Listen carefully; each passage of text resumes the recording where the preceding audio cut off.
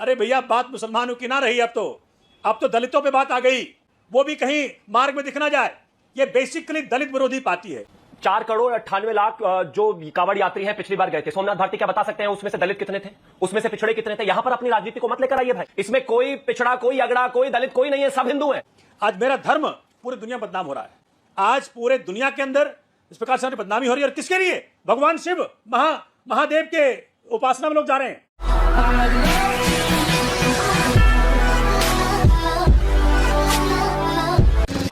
दोस्तों, पॉलिटिक्स तो सभी पार्टियां किया करती हैं, लेकिन पॉलिटिक्स की आड़ में जिस लेवल की नीचता आम आदमी पार्टी किया करती है, वो कोई भी पार्टी नहीं कर पाती और ना ही कभी भविष्य में कर पाएगी। जैसे आज ही आम आदमी पार्टी के ये दो नमूने अलग अलग मुद्दे पर कावड़ियों को तोड़ने में लगे हुए थे, उन्हें बदनाम करने में लगे हुए थे। पहले तो आशुतोष लगातार कावड़ियों को बदनाम करने का ट्राई मारता रहा, बाद में ये जोकर सोमनाथ भारती भी आ गया और उसमें भी जातिवाद ले आया, जिसको शिवम त्यागी ने अकेले ही इन दोनों नमूनों को जमकर धोया, जमकर क्लास लगाई। बाकी क्या हुआ हमारे आज के इस बहस में, इस डिबेट में, आप खुद देखिए। आशुतोष, क्या जिस तरीके के सवाल बार बार उठाए जाते हैं वो सवाल सही है? आपको क्या लगता है? क्योंकि आप भी कई सालों से ये कांवड़ यात्रा देख रहे होंगे, हर बार कांवड़ यात्रा को लेकर जो मुद्दे उठाए जाते हैं, कभी नेम प्लेट का मुद्दा उठता है, कभी उन कांवड़ यात्रियों में घुसे कुछ हुड़दंगियों ने तोड़फोड़ की है उसका मुद्दा निकलता है, कभी उसको लेकर स्पेसिफिक टारगेट करने का मुद्दा निकलता है। क्या इसके पीछे कोई राजनीति है स्पेसिफिक, जो बार बार ये कहा जाता है कि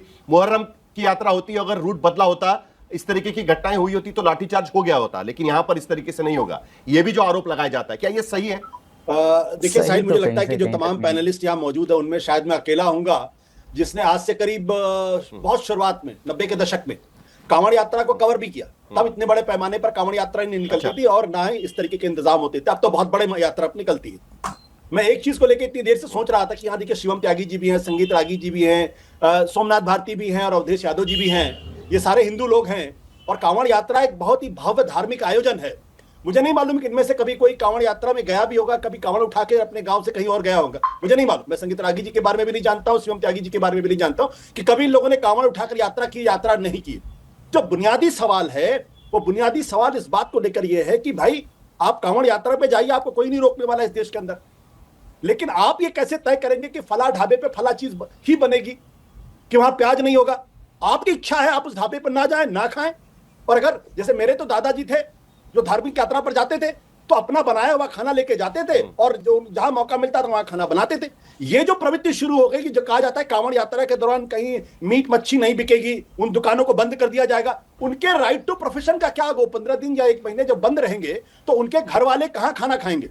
उनका जीवन कैसे चलेगा? वहां पे जो दिहाड़ी मजदूर काम करते हैं वो किस तरीके का जीवन जिएंगे? आप ये सोचते ही नहीं इस बारे में, और ना सरकार इस बारे में सोचती है। अभी आपने एक जिक्र किया कि एक किसी ढाबे के ऊपर प्याज खाने में मिल गया तो पूरा ढाबा तबाह कर दिया गया। भाई आपकी जिम्मेदारी है कि अगर आप धार्मिक शुद्धता की बात करते हैं तो आप इंश्योर करें कि आप ऐसी किसी जगह पर ना जाएं, या आप इंतजाम करें कि आपको अशुद्धता का सामना ना करना पड़े। वो ढाबा बेचारा अपनी जीविका चला रहा है, वो महिला जीविका चला रही है। शिवम त्यागी, मैं आशुतोष जी को कहना चाहता हूं कि उन्होंने अगर 90 के दशक में कांवड़ यात्रा कवर की है तो मैंने पैदा होने के बाद पहले दिन से जब भी पहले साल पर कांवड़ आई होगी, मैंने देखा है मेरे गांव से कम 1 करोड़ कांवड़ी निकल कर जाते हैं और हर पीढ़ी में वहां पर हर साल जो है सभी की ड्यूटी लगती है। वो पुलिस के साथ साथ सहयोग करते हैं और तो और गांव के हर एक घर में 20, 30, 40, 50, 100 तक कांवड़िए होते हैं और हर रोज होते हैं। तो मुझे मत बताइए कि उसका नियम कायदा कानून क्या होता है। मैं भी पैदा वही हुआ हूं तो जानता हूं इन सब चीजों को। इन्होंने कहा कि जो खाना बना रहे हैं उनके बच्चे क्या करेंगे, उनका परिवार क्या करेगा, उनका लालन पालन कैसे होगा। मैं सहमत हूं आपसे, तोड़फोड़ की जो इजाजत है वो किसी को नहीं है। बट इसके अलावा अगर मैं बात करूं तो आर्टिकल 25 के तहत जो है मुझे अपनी धार्मिक स्वतंत्रता को प्रैक्टिस करने का अधिकार है। मेरी जो धार्मिक मान्यताएं हैं उनको एक्सेप्ट करने का अधिकार है। और मैं एक और चीज कहना चाहता हूं, जो नाम का जो विशेष तौर पर बात कर रहे हैं, ये कहते हैं कि एक धर्म के साथ खड़े हो जाते हैं। नहीं, हम तो कानून के साथ खड़े हैं भाई। FSSAI का कानून कहता है ये। आप मुझे एक चीज बताइए, यहां पर इस पैनल में सभी का जो नाम है उसी नाम के साथ आज तक ने उनको बिठाया हुआ है नेम प्लेट के साथ। क्या नाम बदलकर बैठा सकते हैं आप? बिल्कुल नहीं। क्या अगर नाम लगा दिया जाएगा कोई मुस्लिम इस पैनल में होगा तो क्या ये उसका पॉलिटिक्स की बात कर रहे हैं? या फिर ये गलत हो गया? नहीं, ये अधिकार है भाई। देखिए, चूंकि जिस धर्म से मैं आता हूं, हिंदू धर्म, उसका पूरा जो खाका रहा है 2 शब्दों में आ जाता है, वसुधैव कुटुंबकम। अब देखें कि दोनों राज्यों में, उत्तर प्रदेश हो या उत्तराखंड हो, दोनों में भाजपा की सरकारें हैं। आज मेरा धर्म बदनाम हो रहा है उनके मिसमैनेजमेंट से, उनके जिस प्रकार का कंट्रोल होना चाहिए, जिस प्रकार का लॉ एंड ऑर्डर होना चाहिए उसके नहीं होने से। आज मेरा धर्म पूरी दुनिया बदनाम हो रहा है। हिंदू धर्म के साथ आज तक कोई वायलेंस जुड़ा ही नहीं। आज पूरे दुनिया के अंदर इस प्रकार से बदनामी हो रही है। और किसके लिए? भगवान शिव महादेव के उपासना में लोग जा रहे हैं। और वहां देखिए महादेव का क्या है, गले में सांप और सिर पे चंद्रमा, इतनी शांति। उस भगवान के उपासना में लगे लोग के ऊपर इस प्रकार का इल्जाम आए, इस प्रकार की हरकतें हमारे धर्म के साथ जुड़े, इससे ज्यादा शर्मसार करने वाली बात नहीं हो सकती। इसलिए मैं कहना चाहता हूं कि भारतीय जनता पार्टी ने इस प्रकार से हिंदू धर्म को बदनाम किया है पूरे दुनिया में, उसके लिए उसको माफी मांगनी चाहिए। कांवड़ यात्री हुड़दंग मचाते हैं तो उसमें बीजेपी कैसे हिंदू धर्म का नाम खराब कर रही है, ये जरा इलैबोरेट करिए।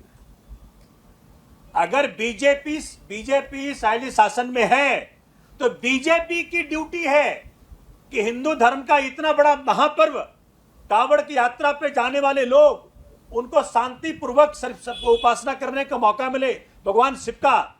ये बीजेपी की ड्यूटी है। जो भी पार्टी शासन में हो उसकी ड्यूटी है।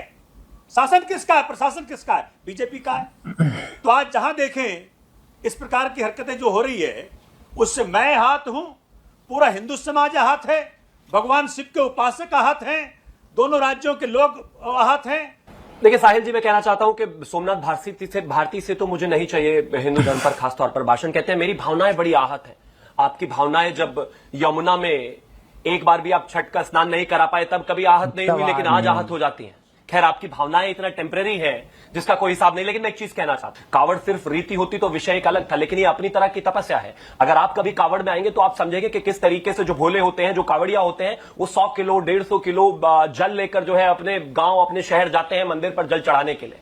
शिवलिंग पर जल चढ़ाने से पहले वो 150, 200, 250 किलोमीटर की उनकी एक यात्रा है, जिसके दौरान उनको साफ स्वच्छ रहना है, ब्रह्मचर्य का पालन करना है, नंगे पैर चलना है, सारी व्यवस्थाओं का ध्यान रखना है। उस दौरान अगर कोई भी इस तरीके की स्थिति किसी भी भोजनालय में पाई जाती है तो इस तरह की धार्मिक यात्राओं में एक गुस्सा अनिवार्य है। परंतु मैं फिर भी कहता हूं, कानून किसी को अपने हाथ में लेने की आजादी नहीं है। परंतु इसके साथ साथ जो साथ में जिनके भोजनालय हैं, जिन्होंने अलग अलग नाम बदलकर चीजों को रखा हुआ है या भोजनालय नाम बदलकर रखे हुए हैं, यह भी नहीं करना चाहिए। किसी की धार्मिक भावनाएं आहत हो, ऐसा नहीं करना है। देखिए, हमारा धर्म, हिंदू धर्म इतना महान है कि यहां तो सब कुछ समाहित है। दूसरी बड़ी बात, भाजपा जो है हिंदू धर्म के आड़ में अपनी राजनीति सेकती है, और उस कारण से आज चारों तरफ दिख पा रहा है कि उत्तर प्रदेश हो, उत्तराखंड हो, वहां पे जिस प्रकार से चीजें हो रही हैं, मेरा धर्म बदनाम हो रहा है। मैं फिर से कह रहा हूं, भाजपा को सिर्फ राजनीति करनी है। और जहां तक ये बात कर रहे थे कि जी होटल वाला और वो नाम ना छुपाए, अरे भैया, बात मुसलमानों की ना रही। अब तो दलितों पे बात आ गई कि दलित भी व्यापार ना करे, उनके दुकान भी बंद करिए, वो भी कहीं मार्ग में दिख ना जाए। ये बेसिकली दलित विरोधी पार्टी है, इनकी मानसिकता वो रही है। साहिल जी, 4 करोड़ 98 लाख जो कांवड़ यात्री हैं पिछली बार गए थे, सोमनाथ भारती क्या बता सकते हैं उसमें से दलित कितने थे, उसमें से पिछड़े कितने थे? यहां पर अपनी राजनीति को मत लेकर आइए भाई। अगर आप भी अखिलेश यादव जी के पीडीए में शामिल हो गए हैं वो विषय अलग हो सकता है, लेकिन ये एक धार्मिक समागम है। इसमें कोई पिछड़ा, कोई अगड़ा, कोई दलित, कोई नहीं है। सब हिंदू हैं और सब उसी आस्था के साथ जो है अपनी कांवड़ लेकर आ रहे हैं। इसमें इस तरीके से लाने की आवश्यकता नहीं है। और जहां तक हिंदू मुस्लिम, मैंने किसी का नाम लिया नहीं। मैंने तो यह कहा कि food standard and security act 2006 के तहत आपको, अगर आप नाम बदलते हैं तो यह पनिशेबल ऑफेंस है। इसमें क्या गलती है भाई? अगर आप इस तरह की स्थितियां पैदा करते हैं तो ये कहीं ना कहीं वहां पर जो स्थिति खराब पैदा होती है उसका कारक बन जाती है और वो दिक्कत पैदा करती है। मैंने किसी हिंदू मुस्लिम का नाम नहीं लिया। मैं कहता हूं कि धार्मिक यात्रा है, उसकी धार्मिकता को, उसकी स्वच्छता को ध्यान में रखते हुए सारी चीजें की जानी चाहिए। सरकार तत्पर है, हर चीज पर नजर बनाए हुए है, लेकिन अगर कोई भी व्यक्ति अपना नाम बदलकर या इस तरह की चीजें कर ये करता है तो यह भी कानूनी जुर्म है। ऐसा नहीं होना चाहिए। स्थिति को बेहतर बनाए रखने में सबका सहयोग जो है वो अपेक्षित है। सोमनाथ भारती, देखिए, मुझे समझ में नहीं आ रहा। देखिए, जो ढाबे वाले लोग गरीब लोग हैं, इनका बस नहीं चलता मैकडोनल्ड पे, केएफसी पर, बर्गर किंग पे, वहां जाके पूछ लें। इनकी हिम्मत है, जाके बंद कराए ना उनको। सोमनाथ भारती जी, किताबें पीछे लगा लेने से अगर कोई ज्ञानी हो जाता तो बात ही क्या थी। केएफसी अपना नाम वैष्णो ढाबा रखकर नहीं बेच रहा है, उसकी पूरी डिटेल्स वहां पर लगी हुई है, उसके पास जाने की आवश्यकता नहीं है। प्रॉब्लम इस बात से एग्जैक्टली यहाँ पर मुद्दा ये नहीं है कि कौन क्या बेच रहा है। मुद्दा ये है कि आप अपनी पहचान छुपाकर, आप अपना नाम छुपाकर कोई भी दुकान क्यों चला रहे हो? इंसान सोचता है कि वैष्णो देवी ढाबा है तो शुद्ध खाना मिलेगा, तो यहाँ पर किसी भी तरह का नॉनवेज नहीं होगा या फिर प्याज मसाला नहीं मिलेगा। लेकिन वैष्णो ढाबा की आड़ में वहां पर नासिर बैठा हुआ होता है और नासिर की पसंद की चीजें ही वहां पर बिक रही होती हैं, जो कि कावड़ियों को ना तो पसंद आएंगी और ना ही उनके लिए ये सब अच्छा रहेगा, और शायद इसी वजह से ये विवाद लगातार बना हुआ है। बाकी आप लोग इस बारे में क्या सोचते हैं, कमेंट कर जरूर बताएं। जल्द मिलते हैं किसी नए वीडियो में नए टॉपिक के साथ। तब तक गुड बाय, नमस्कार, जय हिंद।